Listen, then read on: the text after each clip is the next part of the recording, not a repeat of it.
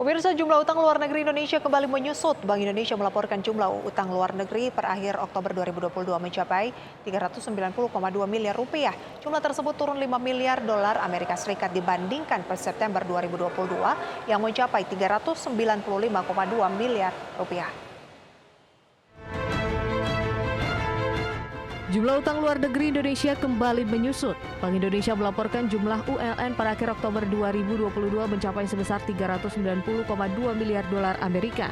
Bank Indonesia mengatakan bahwa penurunan utang luar negeri terjadi di semua sektor. Secara tahunan, posisi utang luar negeri per Oktober 2022 terkontraksi 7,6%. Lebih dalam dari penurunan pada bulan sebelumnya yang sebesar 6,8% year on year. Jika diperinci, utang luar negeri pemerintah di periode tersebut tercatat sebesar 179,7 miliar dolar Amerika atau turun 2,7 miliar dolar Amerika. Bila melihat secara tahunan, posisi utang luar negeri pemerintah itu turun 12,3%. Kontraksi ini lebih dalam dibandingkan kontraksi bulan sebelumnya yang sebesar 11,3%.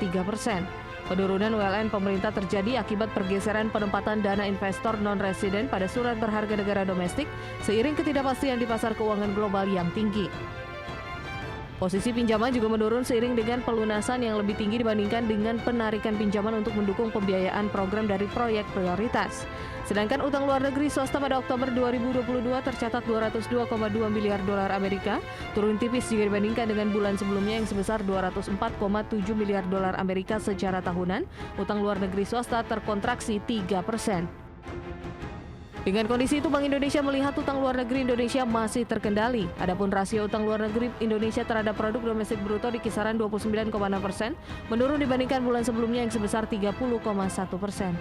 Berbagai sumber IDX Channel.